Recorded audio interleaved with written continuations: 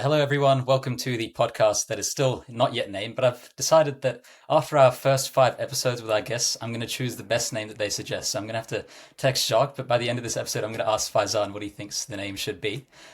Just to get started, today I've got with me Faizan Asif, absolute amazing guest, obviously. And he is a Stanford graduate, but also is insane at communicating, which is why he's gone very viral recently. He's the founder of Speakeasy and 42, a clothing brand and a communication app in the reverse order. And he was also a debate champion during high school and also uni. So without further ado, let's get started. Faizan, I want you to introduce yourself. What's the best way I can introduce you? Well, I think the way that you introduced me is probably far better than I deserve to be introduced. But I'm Faizan. Uh, I think a fun fact to start my introductions I always do is that my name is not actually Faizan. My name is Kazi. It's my legal first name, but I go by Faizan. It's like a long cultural history. It's a Bangladeshi thing. But I go by Faizan. I was born in Bangladesh. I moved to America when I was very young. I grew up in Texas. I played football and I did debate and all of that stuff that I talk about in my videos. But yeah, I went to Stanford, and at Stanford, I went in thinking I was going to be a lawyer because I did debate in high school, and that's kind of just the, I guess, standard conventional route that debaters do. They just want to become a lawyer. It didn't take very long for me to realize that I don't care about law or being a lawyer, and Stanford kind of feeds you the red pill of startup and entrepreneurship and creating your own job. And I sort of started falling into that, not necessarily in the way that everyone else does, but sort of just looking at it. And then I became best friends with a guy named Milo, who's actually just outside this office right now. And he had a clothing brand called 42 that he was working on. And in our friendship and in hanging out a lot, we sort of started working on it together, just having conversations about it. And eventually it became this thing that we formalized and really pursued as a startup or as a business. And once that started growing and getting positive feedback, I realized that this is like something I'm very passionate about, just making things for consumers, and that's why now we've started Speakeasy as well, which, as you mentioned, is a app to help people get better at speaking. And that's what I will be, hopefully, that's what we're going to be focusing on today because I'm so excited to learn about communicating better. But just to sort of start at the start, I want to delve further into your upbringing, something I resonate with. I'm actually Nepali. For those watching, maybe they know. Okay, So, cool. similar area, similar location that we grew up in. I want you to talk Yeah. about how that shaped you and your values today. That's a good question. I think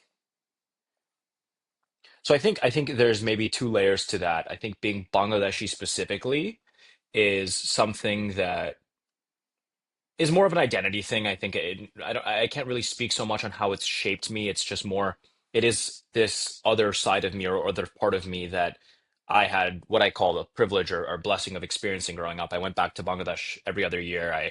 All of my family, besides my immediate family, lives there. So, it was this side of my life that I think gave me some culture, for lack of better words, just gave me some culture. I think a more interesting aspect of that, though, is that my first language was actually Bengali or Bangla, which is what they speak in Bangladesh. And when I moved to America, I didn't know any English, and for a while, I actually struggled to learn English. And I think that, or at least I like to theorize that somehow contributed to my at least intention or effort in learning how to communicate well and understanding people, because I think the language barrier just exposed me to people in a different way and exposed me to communicating in a different way. And then the other side of it, like I mentioned, is not just being Bangladeshi specifically, but I think being an immigrant or being a brown person, I think has been a big part of how I've been shaped growing up.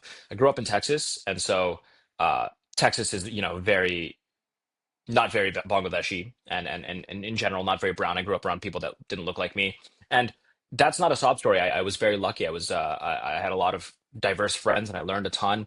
And I think also again that contributed to how I view people and how I want to do work and the things I aspire for. Being around people that are very different from me has been the biggest contributor to anything I've ever done. So that's how I believe that shaped me the most. Yeah, wonderful. And I can resonate with that too. In Canberra, it's so diverse. I think I've been even lucky. I guess I've got perspective of actually growing up a little bit in Nepal, but just seeing so many cultures. I'm not sure how that sort of resembles in Texas, but yeah, excellent. And you grew up in Texas and did most of your high school there.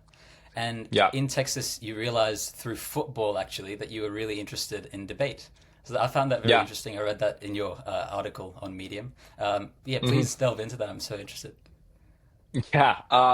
It's I think football was the catalyst. It wasn't necessarily the beginning of my interest in debate. So I was always kind of a debater. I think it's very obvious when people meet me that that's kind of just my nature. I argued with my parents a ton growing up, and the people around me. I'm very I think I'm a little bit prickly, and I tend to start arguments with things a lot, and that was always the case for me. And so when I had heard that there was this thing called speech and debate, I mean, it's something that I had seen in the movies and it seemed cool, but I never really considered it. I think football was where I really understood how much communicating and speaking mattered because a lot of my social exposure and upbringing was in the locker room in football. A lot of the things that I feel like I learned about life and about people.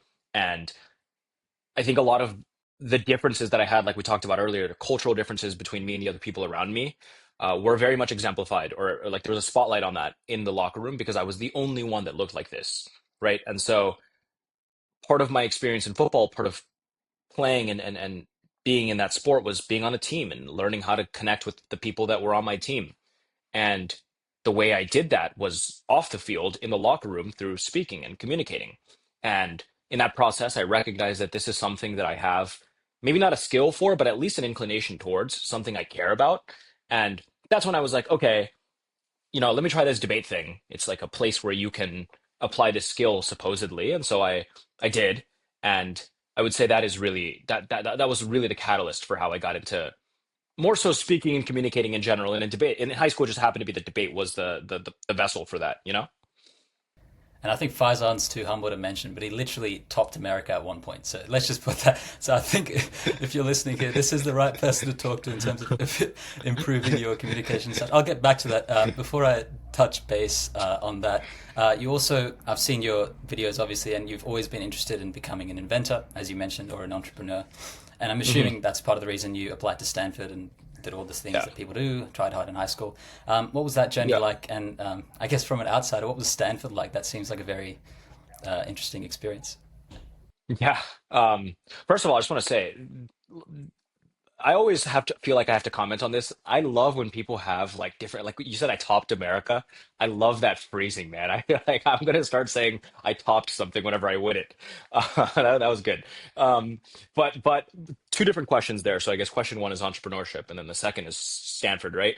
So with entrepreneurship, I always I guess when I was growing up, I didn't so much have this like specific aspiration to be an entrepreneur. I didn't really know what that word was, or it was a word that I had heard, but I didn't specifically aspire towards it. It was more so the process of making things and then turning that into this like business, if that's what you want to call it, that I was interested in. I didn't know that that was, or I didn't explicitly tell myself that that is what I wanted to do with my life, but it was just the thing that I enjoyed the most. I think in high school was when I really got confronted with this passion because in high school I started a business in debate coaching. And again, it was born out of a place of just passion for debate and coaching. And then I recognized that there was I could make money from it and I could build this kind of system around it. And then I saw that there was all this opportunity to make that bigger or recruit people to work with or people to work for me or people to work for, whatever the case might be. And I really fell into that. When I got into Stanford, again, I was raised in a very conventional Asian brown household. You know, I don't think that entrepreneurship was necessarily even an option in my mind. It was very traditional, like be a lawyer, go into finance consulting, doctor, engineer, these things that are very much set up for you. I don't think that entrepreneurship is anything like that. It's quite the opposite, actually. But I did know that at Stanford, that was kind of part of the bubble was startups and entrepreneurship. So I guess to go to your second question, mixing what entrepreneurship at Stanford was like and what Stanford was like broadly. I think I actually like would say that entrepreneurship at Stanford is it's it's very intense in a way. People treat startups there the same way somebody at Harvard might treat consulting, from my impression of what schools in the Northeast are like. There's all of these buzzwords that you use to describe startups, and then there's this kind of process you go through to raise money from VCs. And so you go into Stanford, you're 18 years old, you went to a public high school, you're like an average, maybe slightly intelligent person, and you go in and you hear that another 18-year-old has raised $6 million for some data idea that they had. You had never heard of money like this in your life. You'd never been able to conceive any of these things. And I think that for a lot of people might leave a bit of a jarring first impression. At least it did for me. That was kind of my experience with it. So for a while, it seemed like this black box that I didn't really want to touch, and I was like, "Oh, these are startup bros, and I don't want to be a startup bro." I think you very quickly realize with anything career related that there's a bro version of every job. There's Absolutely. finance bros. There's Royally. there's all yeah. Yeah. There's everything except for med Yeah. school bros. I've never heard of that before. Uh, Yeah. so I think, I was one of but those, by the way. But you're I a was med a school med. bro. I was a med school bro. I guess I still somewhat am, but I failed in the first year of trying. But that's right. Okay, There's we'll get definitely into med that. school pros as well. There's definitely med school pros. Yeah. Okay, we'll get into that. So I think in the beginning, first few years, I didn't necessarily look at startup as this thing that I wanted to be involved in. Uh, but Stanford as a school is very, man, I don't want to say this because it's so basic, but it is truly so diverse. The people there are so diverse in the things that they are interested in. And I think more importantly than that, because every college has like a diverse demographic, lots of different people with different interests. What Stanford does really well, at least in my experience with it, was place you amongst those people that are different from you. It forces you to be around them and adapt to them. Whereas I think at a lot of other schools, it might be a little bit easier to find your crowd and then fit into that. At Stanford, it's very much like throwing you into the deep end of just a dorm full of people that are into completely different things than you. And so from that end, I and again, like I very much learn and I think grow from exposure to people and demonstration.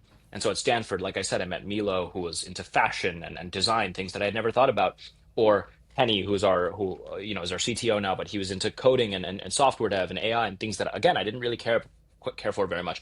So I think this exposure to different disciplines and different passions is what then got me interested into like, okay, how do I create a career path that allows me to continue exploring these things um, without necessarily maybe committing to one or having to make that my identity. And I landed on entrepreneurship as the way to do that, right? With entrepreneurship, you can kind of do anything or build anything. There's no rules, there's no college degree, there's no major that's necessary to make something happen. And so, or necessarily even a field of expertise. And so I think that is how I landed on doing the whole startup thing now. Yeah, and okay, actually, before I start, shout out to Milo and Kenny. I've seen sort of the work there as well. That's awesome. I've looked at 42. Yeah. What really intrigued me, I looked through your LinkedIn, bit of a LinkedIn warrior, just going through the things, and you've done so many of Mm, these sort of traditional path stuff that you expect, like I'm guessing like everyone in the Ivies tries like investment banking or consulting or something like that. And you have yeah. done that, you've seen what it's like. But Yeah. then you pursued the path of fashion. By the way, you're in a brown household, and I know how it's like. You're in Stanford, and you're also pursuing a clothing brand professionally. That is like as niche as it gets, right? And I was Mhm. really intrigued to see what got you into fashion, and what sort of makes you love fashion so much, and to the point where Mm. you pursued it so much and started 42, and that was awesome. I wanted Yeah. to learn more about that too. Yeah. That's a good question. I think so. I'll be honest with you. Uh, I didn't grow up caring about fashion beyond personal style in fashion. I was never like an archive person, or I wasn't watching runways or fashion breakdowns or reading Vogue. I wasn't doing any of that. I cared about what I wore and I cared about how it looked on me. And to that end, I was into fashion. I think in the beginning of 42, again, it wasn't so much about my passion for fashion. Great line there, by the way, passion for fashion. It was more so my affinity for Milo.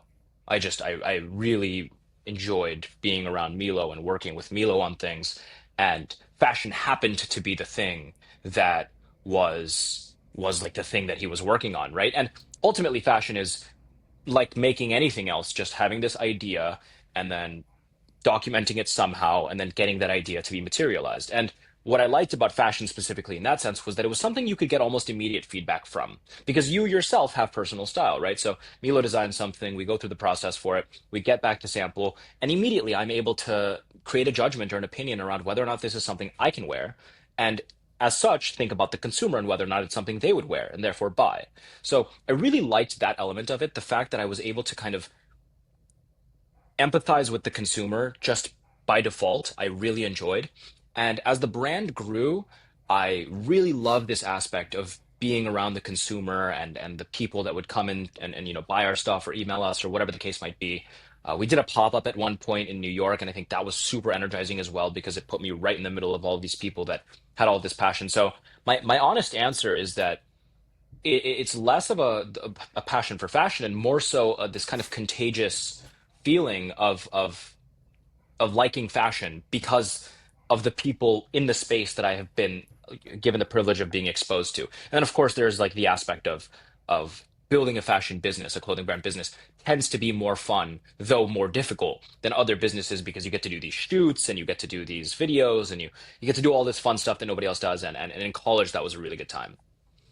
Yeah, it's often probably harder just because of how, like, I mean, it's, I guess it's somewhat low ticket. You have to appeal to a really large base of customers. So yeah, Yeah. that's so cool. Yeah. And then during that, you also worked in a GovTech role and soon realized that you did want to go sort of all in on Speakeasy Yeah. and also Yeah. 42. What Yeah. sparked Speakeasy? And I'm really, I mean, obviously you have the experience and stuff like that, but transitioning from Mhm. a fashion brand and then with your same friends co-founding Yeah. Speakeasy, um, that's an interesting Yeah. pivot. So I want to sort of learn more about that. Yeah, absolutely. And I think this is something that a lot of people, at least in my comments and DMs and whatnot, I see a lot of people asking about this. So the sort of backstory there is, if you remove all of this and you ask me at any point in my life, if you could build any company, what is the company that you would build? I would tell you some version of a product or service that helps people get better at speaking. And I can confirm that because in high school, that's exactly what I did. I built a business out of it. It just happened to be a service, right? And so Speakeasy or a version of Speakeasy was something I'd always wanted to do. It was just also something I told myself I wouldn't do until I was maybe 35, 40. I'd finished all the conventional stuff and I was having an existential crisis and this would be my solution, right? After I go through the first year of postgrad and I'm working at PolyDelta, which was a great experience, by the way, I really enjoyed it. And I had a really, really good boss and mentor who actually pushed me in the direction of entrepreneurship. Uh, these two guys were still at Stanford and they've graduated in June of 2025, by which time it had been almost a year since I started my job. And I think by this point, the three of us had been working together for close to 3 years or 2 years. And we didn't know much, but we did know two things. One, we wanted to work together on something. We definitely just wanted to work together on something. Anything, we wanted to work together on it. And two, 42, the fashion brand, is something we want to continue doing. But if we want to make this kind of our full-time jobs or go all in on it, it may not necessarily be the most sustainable version just because the nature of a clothing brand is it is very difficult to grow and cash flows are very different from other companies and costs are high and margins are low. It just takes time to get a clothing brand to a point where it can support three people full time. And we'd gone to Stanford. We were into tech and Kenny especially is a big, big into software and AI and all of that. And so once these guys graduated, I quit my job. We moved into Kenny's basement together. At that point, the conversation happened of, okay, what do we want to build? And that's when Speakeasy kind of came back into the conversation from my end. And I had done a little web app version of Speakeasy a few months prior just for fun and put it on TikTok, and I saw a good response for it. So we discussed it, and it just made sense. Technology at this point, AI was at the level where it could provide meaningful, accurate feedback to people speaking. Your computer can hear you, and then it can also talk back to you. Voice companions were catching up, and most importantly, I believe now more than at any point in history is when people need a product like this the most. People need to learn how to speak and communicate because they can't and eventually, it's all they'll be able to do because AI will take everything else. So, the combination of these factors, plus the existential dread of being in Kenny's mom's basement with no foreseeable income, we were like, okay, let's go all in on Speakeasy. And so that's kind of how. And so, again, I wouldn't so much describe it as a pivot because we still are working on 42. It's still happening. This year will be a big year for us. It is just not necessarily the primary thing that we're dedicating all of our time to. 42, we've been doing it long enough at this point that we have a good cadence with it. We can afford to maybe spend just a few of the days out of the week on it. Yeah, sure. And I will pivot more specifically on Speakeasy, obviously, but I'm so interested. You are very very, very in faith with like your group of the three co-founders that you guys are. Yeah. So Yeah. obviously, friendship is a really core and important part of, you have to like the person to work with them. But what made you so dedicated to your group of three? How do you guys play at each other's strengths and weaknesses? And then that will probably lay the foundation for what we talk about in terms of speakeasy and communication as well. Yeah, that's a great question. That's a great question. And I think it's a question that I wish you were here and you could meet the three of us, because I think that anyone who does meet the three of us is pretty immediately able to tell where we fit in with one another. It's very evident that the three of us bring a completely different set of skills and identity and interests even to the table. We're all very different and at the same time share a lot of commonalities, right? We have similar ambitions, we have similar life goals, we have similar industry interests, whatever the case might be. Um, to give you maybe a TLDR profile on each of the guys, I would say that Milo is very much the creative, almost artist type designer. He has a very keen sense of aesthetics and design and fundamental understanding of human computer interaction, which is actually what he studied at Stanford in CS. He did the HCI track. So he has this ability to design products, whether they're clothing or software, to be delightful experiences. And he just has a very intuitive grasp on that. Kenny's just a straight up cracked engineer. There's really no other way to describe him. He's just so good and he's on top of it. I think the definition of cracked engineer today might be a little different than it was a year or 2 years ago. It's no longer just about how fast you can code, but also how on top of kind of the industry you are. And Kenny is like the guy. He's kept up with all of the trends, all of the models. He's always got a new tool that he's introducing into the workflow and the code base. So he's just incredibly good at it. And then I would say I am the salesman. I really don't have any other better way to phrase it, but I am out of the three of us probably the most interested in interfacing with people and uh, whatever that might look like for what it is we're building. I love not selling, but communicating with people and just being around the consumer, like I said earlier. And for the case of Speakeasy, that means like creating content and pitching at investor meetings or whatever the case might be. But these are the things I love. I also This is more of a recent thing that I've fallen in love with, but I do really like marketing and I've grown in it over the past few months. So that's also kind of I think that plays into my passion for people. And so the three of us, it's the way I like to say it is Milo designs, Kenny codes, I sell. That's the way we fit into one another. Sick. Yeah, Yeah. sick. Yeah, let's delve into Speakeasy finally. Yeah. So also, please, I guess briefly, again, TLDR, explain what the app does, and then we'll sort of delve further into your process of raising, what the ambition for the app is later on, and then digging your mind about how to Sure. speak better. Yeah, sure. One line Speakeasy is an app designed to help you become a better speaker. And currently, the version of it that we've been working on does that by putting you through what's called a performance, essentially just having you practice a speech into your phone or a presentation into your phone, and then giving you feedback. Very rudimentary, very simple. The kind of vision for it moving forward and as it grows and becomes a more fleshed out product is creating more of an experience. I would describe it somewhat like Duolingo, although I don't want to say it's exactly like Duolingo, but very much something that involves you coming back to the app every day to work on speaking as if it's a muscle, as if it's a muscle you're working on in the gym, right? And to do that, we have to get the app first to a place where it can truly help you with your speaking and give you the value that you need to become a better speaker. So essentially, equip it with the same knowledge that I or other speech coaches I know have, and then design an experience around that and a design, and a feeling of presence with the app that incentivizes you to come back every day and continue to use it and, have it toe this line between being a tool that you use to prepare for a speech or this trainer that you use to just improve your speaking when you don't have something specifically to prepare for. So yeah, I would say that's kind of the high level of it. Happy to talk about kind of the rollout plan for that as well, if you'd like. Yeah, sure. You have raised already. I think it was you said over $1 million already. So obviously, It I was mean, a little bit you are underneath this a is a million dollars. little underneath. Okay, Yeah, there you go. yeah. What was that process like? Is this your first rodeo with the whole sort of raising through VC side of things, or? It's my first rodeo doing it successfully. It's not my first time trying.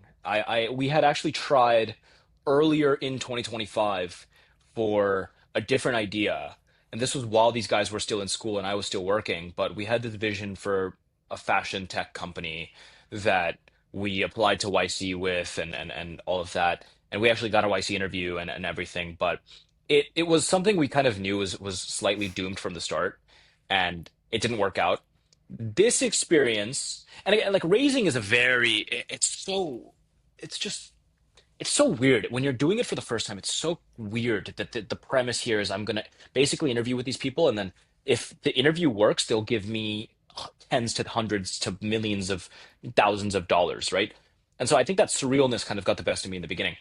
This time around with Speakeasy, we had now been somewhat seasoned of what it is investors look for, and more importantly, what does define a good business, something that's worth investing in. I think as a result of Stanford, we kind of had this delusion that, and it's not really a delusion, it is a reality, but we had this idea that we could just raise on anything. It doesn't have to be a good business or a good idea. We can just raise. And we tried and it didn't work.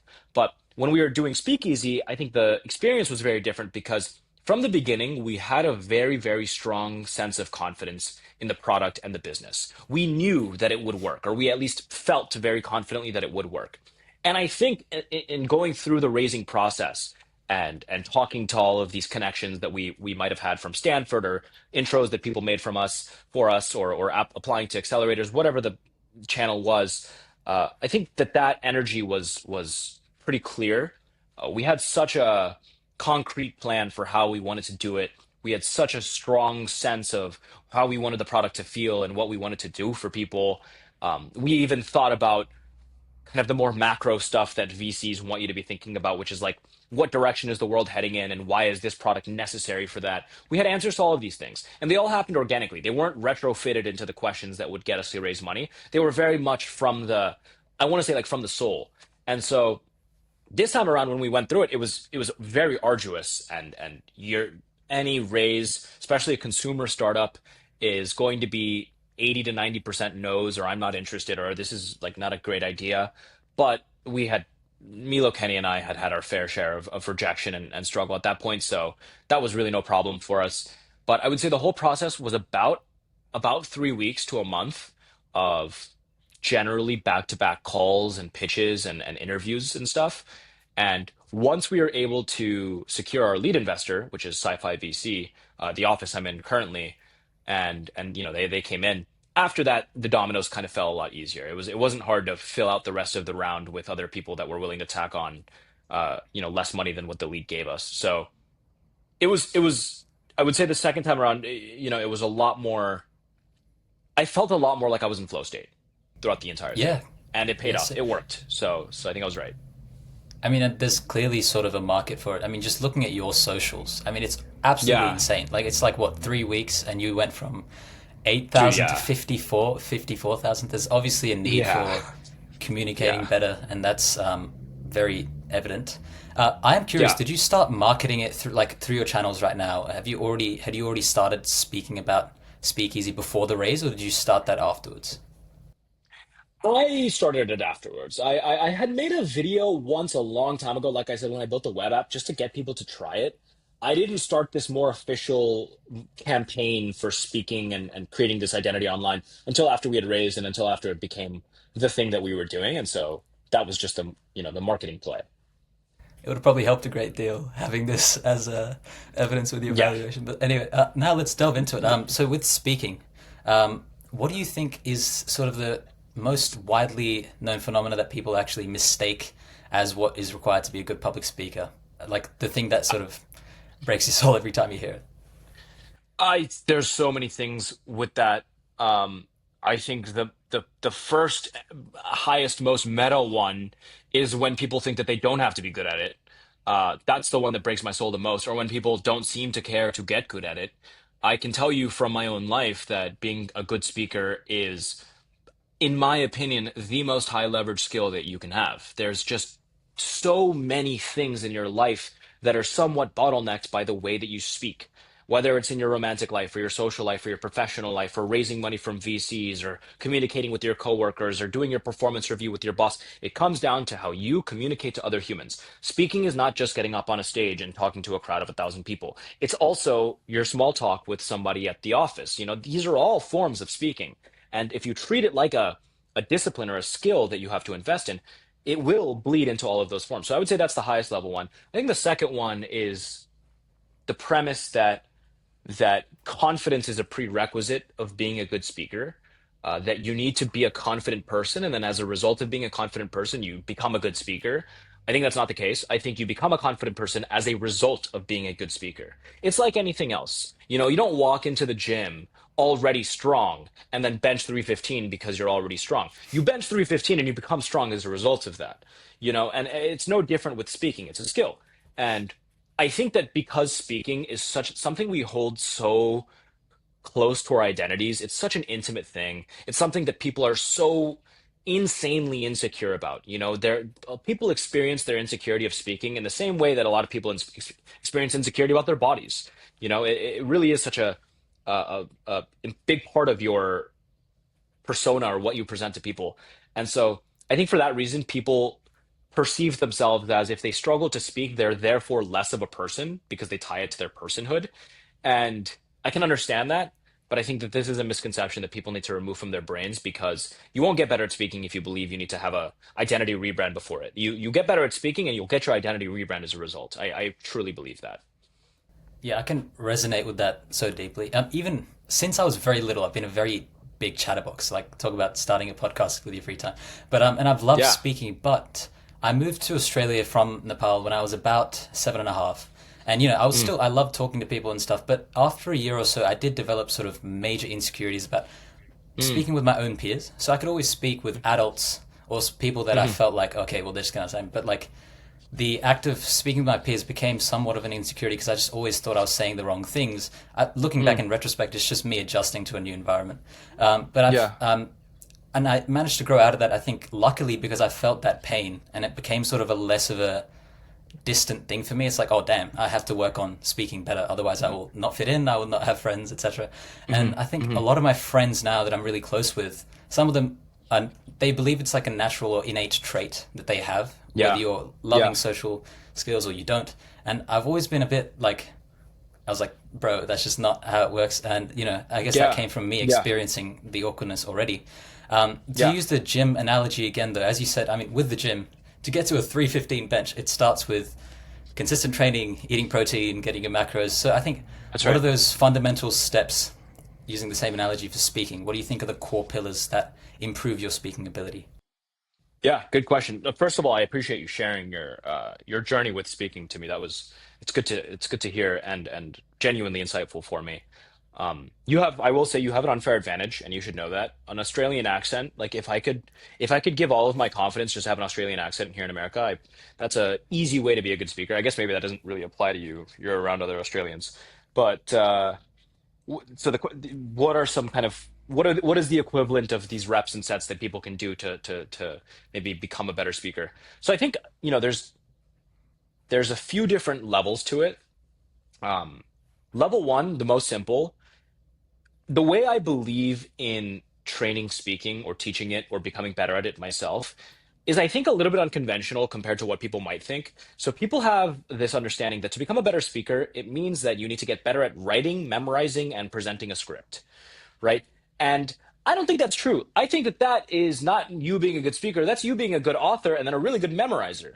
Like that's just not the way to do it. And moreover, people do that and then they go up on stage and they get stage fright. And then the first thing that goes whenever you have anxiety is your active recall. So you forget everything that you're going to say and then you freeze up, right? So that is not how I would coach anyone with speaking. I believe that to become a good speaker, part of the part of the formula is becoming a good thinker, being able to think on the spot and use your words to articulate those thoughts actively and impulsively and constantly, right? And so, what I would have anyone do is for just a minute every day, find a way to get a random topic, whether it's from somebody around you or ChatGPT or pulling out a book and pointing out a random word and just speaking on it for 1 minute. Just speaking on it for 1 minute without stopping, even if you stutter, even if you don't know what to say, just keep talking. I think that this really works the muscle in your brain of having to force think in these situations and then speak as a reaction of that thought. And to go one level further, if you could record that 1 minute and then listen to that recording again, you'll recognize so many things about yourself that you won't even necessarily be able to put a finger on or put into words, but you'll just subconsciously digest these things. And then when you do it again tomorrow, you will fix those things, right? So I think that is the equivalent of, you know, going into the gym. Now, there's higher levels to this. The way that I believe, or I think the highest leverage thing that got me good at speaking is just like bluntly being thrown into speaking to crowds over and over and over again. So I did debate. I was speaking to a room of 20 to sometimes 200 people 10 to 20 times a weekend every week throughout high school. So that is more so kind of learning trial by fire. And I really don't think that there's any better strategy than that. But I understand that that is not accessible to people. People don't want to do that every day. But, you know, really, as with anything else, the best way to get good at something is to put yourself in the most precarious position you can, and it will force you to catch up. But if you don't want to do that, you know, I would recommend just starting with this 1 minute of solo practice, and then once a week, tell yourself you're either going to take over the all hands meeting at work and present in front of everyone. And if you don't want to do that, you're going to approach a stranger at a coffee shop or crack a joke to the barista and do something that's out of your speaking comfort zone. And these things will train your mind. And that's the most important element of speaking, of course. There's all these other technical things like improving your vocabulary and your speed and your volume and these specific things. But those things are in my opinion, very much second order. The first order, most important thing is training your brain and your sense of identity. Yeah, actually, I did a little bit of research. Apparently, with the way we communicate when speaking, I think around 50 or more than 50% of it is non-verbal cues entirely.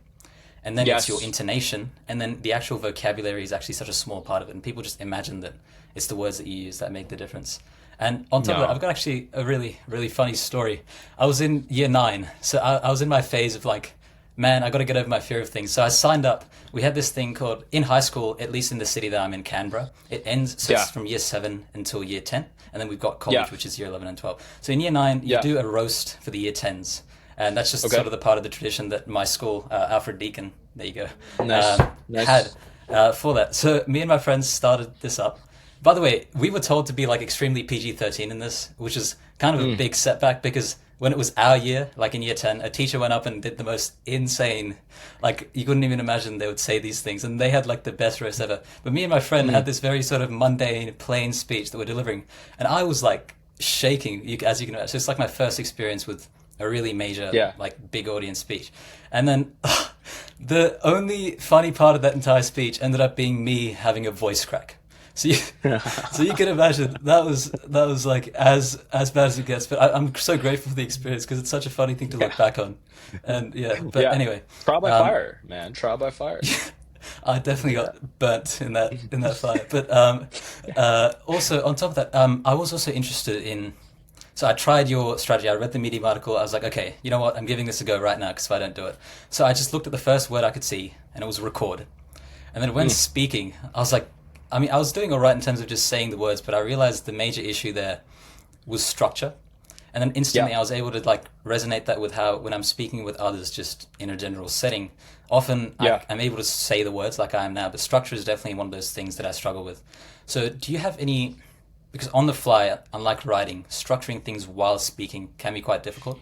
So are there any Yeah. strategies that Yeah. you've found around that? And I'm guessing debate is that's a really cool element of Yeah. debate. So Yeah. yeah, yeah. Yeah. Debate was a big part of that, of course. And I want to preface with two things. One, because you mentioned it, I will say a lot of my speaking philosophies are very much philosophies. They're not really like research based or anything like that. They're much more from my own experience or intuitions. And two, like you mentioned, a lot of what I've learned is from debate, unfortunately for some people. So to answer your question with structure, I did learn a lot of it from debate. I think there are things in debate that you can sort of extrapolate and just apply to everything, right? So in debate, things are presented as arguments. You want to give a speech about, let's say, I don't know, Russia. You're going to make two or three arguments about your position. You take a stance on Russia and you organize it into, you know, these three distinct claims and you support those claims with an explanation. You might have some evidence in that explanation using data, and then you'll kind of impact out that explanation by saying why this matters. And that comprises an argument, right? But really, the way that I would suggest people get started with structure, the three big things I would tell you is one, don't overthink it. I think this is a lower order thing for you to worry about. Structure will come naturally as you recognize what receives a positive feedback, a positive signal from somebody you're speaking to. Just by, say, I explain something to you right now, I'll know how good my thing was structured if you understand it, you know? But don't overthink it. That's number one. Number two, if you are going to think about it, I would say there's two things generally that you're doing when you're speaking. You're either taking a stance or you're telling a story. I think generally those are the two categories. I can't really think of anything else, but if you can think of something, let me know.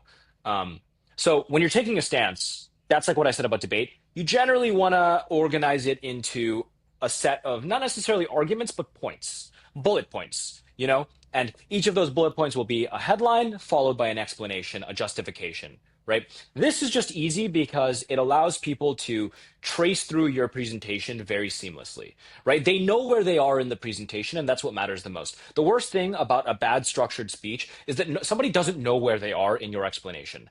And so that's why a story is so good, because a story is by default a beginning, a middle, and an end. And so a person should be able to subconsciously tell, okay, I'm in the beginning contextual part of the story. Okay, now I'm in like the conflict and resolution part of the story. And finally, I'm in the end of the story, whatever the case might be. So I would say ask yourself, is what I'm saying a stance or a story? If it's a stance, try your best to organize it in some list structure that each has its own sort of role in your stance. And if it's a story, everybody knows what a good story is. And if you don't know how to tell a good story, tell a lot of stories and you'll figure out how to do it. Yeah, and I could see you doing that live as you went through it. You had like a almost a Notion toggle list of like compartmentalizing each of your points. Yeah, that was cool to see live. Sort of. There you go. And Thank you, man. yeah, with Speakeasy, what is the software going to do? So it's just a voice agent that listens to you every day, and Yeah, then gains yeah. context around your mistakes. Um, Yeah, yeah. or So think of it as like if I were coaching you. The goal here is to really build an experience that is as similar to that as we can, right? So if I'm coaching you, what am I going to do? I'm going to get on a call like this one with you, and then I'm going to do whatever drill I've decided I wanted to do with you. Let's say it's that 1 minute drill, or let's say you're preparing for a speech, and I'm going to coach you in how to make that speech better. You're going to give me your speech, and then I'm going to kind of live annotate and think about what my problems were with the content and with the delivery, right? And then I'm going to give you my reaction to the speech. So, like, this is how I felt, and this is what I liked and what I didn't like. And then as a coach, I will also give you a set of actionable things you can do to improve the speech or improve your speaking in the speech. We want the app experience to be very similar. You're going to deliver it some version of a speech or presentation, something you say. We want the model in the back end to basically interpret it in the same way that a person listening to you would interpret it, and maybe flag things that it doesn't like or screenlight things that it does like, and tell you those things, because it's very important for you to have this sort of feedback loop of what's working and what's not working. And then on top of that, within practice mode, we also wanted to give you a set of actionable things you can do to actually improve certain things. So for example, if you're giving me your speech on, let's say you're pitching this podcast, for some reason you're raising money on it, right? And I notice you tend to stutter a lot whenever you're describing your camera equipment for the podcast for whatever reason, right? So my reaction to you is going to be, okay, you had some strange fluency. That's just my general kind of like you had poor fluency, right? The model will be able to tell that. And then I'll tell you to fix this, pay attention specifically to when you're talking about equipment and slow down. That way you will avoid fluency. So that's my actionable remark about what you can do about that. Similarly, we want the software to, again, give you this initial impression reaction and then give you an actionable strategy to fix it. But sure, and one more thing I sorry. will say, Yeah, go ahead. no, you're good. One more thing I will say is I think, it's very important that the entire experience should be focused around getting you to speak as much as possible. Ultimately, and this is kind of a double-edged sword for us, but the luxury of building a product like this is that as long as I can get you to come to your phone and speak for a minute a day, it doesn't matter what the model tells you or what the feedback you get is or what drills, it doesn't matter. As long as it gets you to do just that, you will improve, because speaking is one of those things. It's like running. Just by doing it, you'll improve. You don't need a trainer. So we want to design the experience to get you speaking as much as possible, as much as comfortable, without necessarily turning you off. And so that's how we want the model, the experience to feel. Sure. Wow. Yeah, that's a lot to unpack. Okay, to put you sort of on the spot then, based on how you've heard Yeah. me speak today, what are the sort of the core weaknesses that you've spotted that maybe I should be working on? And you can go crazy, Yeah. by the way. Absolutely. Yeah, no, I'll start with strength, Australian accent, big strength there. Um, I'll go. So you just from the interactions that we've had here, I will again. I want to say I do think you're a great speaker. You're very confident. So much of speaking well has to do with just like the taking the initiative to do it, and you've done that, and you sound great doing it. You do speak a little fast. I have the same problem. I speak very fast whenever I'm explaining anything. My default speed is really fast. I can see that's the same for you. Again, I don't have the context on whether or not this is a thing that Australians just do, or maybe it's the intonation of the It's accent. not. But I think that's me.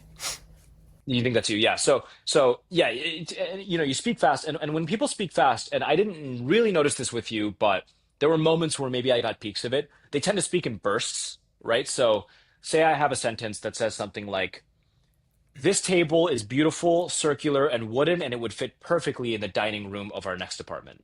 Right? That's kind of an even sentence right there. But a fast speaker might go, "This table is beautiful and circular and wooden, and I think it would fit perfectly in our dining room." So they kind of chunk it up into these different parts of the sentence and they speed through them. And just because they have to catch their breath or because they have to collect their thoughts, they go in through the next chunk again. Again, I didn't notice this very egregiously with you, but I can see it being something that I think could occur if I had you speaking for a longer period of time. So I would just suggest being a more conscious about the speed that you speak at. Another role in that is thinking about how you're breathing while you're speaking. So if you ever catch yourself going through a set of sentences and then having to do this before you start your next set of sentences, I you're probably definitely speaking can. too Yeah, fast. yeah. I Yeah. can So resonate with that a so lot. Yeah. yeah, I would say that your fluency is great. I didn't hear you stutter once. I don't really hear a Thank you. lot of. I think throughout this call, I've probably used more filler words than you have, but I really think that the main thing for you to work on is that speed variation. And again, I'm not saying that you should slow down your speaking and then maintain that level of slowness. I think that fast talking has a place, slow talking has a place, and you would be a much better speaker if you knew what those places were and you tested them out. So again, sorry, I know I'm rambling here, but one more No, fine. example of this is you could sort of your structure tends to be provide exposition, some context, something that you've like learned or you know about me, and then ask a question that has to do with that exposition. I've noticed that that's kind of the structure you follow. I think this is Yeah. what podcasters or interviewers do. So maybe it's okay to be at a little bit of a faster rate when you're going through that exposition, especially since this conversation is between you and I. I already know the things that you're talking about, and your goal is to just like kind of give the listener a reason as to why you're asking the question you're about to ask. But I think it's okay for you to speed through that. But then once you get to the question, I think slowing down and being very intentional about each word in the question, just so it really resonates in my brain, I think that's what will elicit the oh, that was a great question. Let me think about that feeling from the person that's listening to you. Yeah, the cadence. I think when I record Cadence, myself, yeah. even with my reels, that's definitely something I've noticed. It's either too Yeah. fast or too slow. But there you go. And I suppose to step back a little bit, no matter how far we get into the technicalities, I'm sure there's a whole science to this. I suppose Yeah. 90% of the struggle for your consumer and myself with going to Yeah. speak to an audience or even just a friend of mine, it would be the behavioral aspect of doing that. That's sort of jarring. Yeah. So Yeah. I'm not sure if you experience this as much because you've always been into debate, but through the publishing of Speakeasy, I'm sure you're sort of beta testing clients. Oh, actually, they're Yeah. debate kids as well. But for example, I'm sure you've Yeah. met people that, and I've definitely met people that really struggle with the behavioral aspect of getting yourself to go and speak. Are there any strategies around that, or is it so much just go and do it? Yeah, I think it's a good question. It's tough. Um, the headline is just go and do it, but I think that headline sometimes can be a little bit patronizing because it makes it sound like if you're not It's doing easy. it, yeah, it's easy. It's not that simple. I think you should view it as levels, just with anything else, right? You don't have to, and I wouldn't tell anyone to put themselves in a situation where they're speaking to a room of 50 people. If they have severe stage fright or really insecure about their speaking, I'm not going to do that. That is going to disincentivize them more because they're going to have such a horrible experience. Their voices are going to crack and everybody's only going to laugh at that part of the speech. That's going to happen. And so I wouldn't tell them to do that, right? Instead, I would prescribe a very small interaction. I would say, again, go to the coffee shop and have a little bit of banter with the barista. One small fun strategy that I've done my entire life that I really want for everyone to be doing is I think that Ubers or like taxis, I don't know what they do in Australia. Do you guys use Yeah, Uber? yeah, yeah. We do. Okay, okay. Yeah, okay. Yeah, I don't know why I asked that question. It's not barbaric over there. But you guys, like, I think Ubers are great because this is a contained environment where you are one on one with another person who you will never see again. So this is a great opportunity. It's a sandbox for you to test out a new identity or a personality or a speaking style or whatever the case might be. I think an Uber is a great place to do it. There's zero consequence. As long as you're not being egregious or harmful or doing something that might damage your Uber rating, it's a really good place to understand how to communicate with somebody. So I would suggest putting yourself in positions where it's kind of a small lift and then working your way towards the heavier lifts, the all hands meeting, the public speech, the TED talk, the running for president, whatever it might be. Quite the progression there. There you go. Quite the Um, progression, yeah. Sick. So I suppose that's sort of the end of the questions that I had in mind to ask you specifically. But is there anything else you'd like to sort of touch base on so that the viewer can sort of see what's going on with Mr. Faizan here? No, I think we covered it all. I'm incredibly excited for Speakeasy. I'm very lucky that I'm working on something that I think sort of naturally lends itself to being able to have conversations like this one. And I hate that I'm kind of not beating a dead horse, but I'm kind of the guy in front of the pizza shop with the sign right now. But I I I truly do believe that this skill is just so important. It is what enabled this Absolutely. opportunity for both you and I. Yeah. Like it took both of us to independently have our own journeys with speaking and getting good at it and becoming confident to now converge into this like lovely chat that we've just had.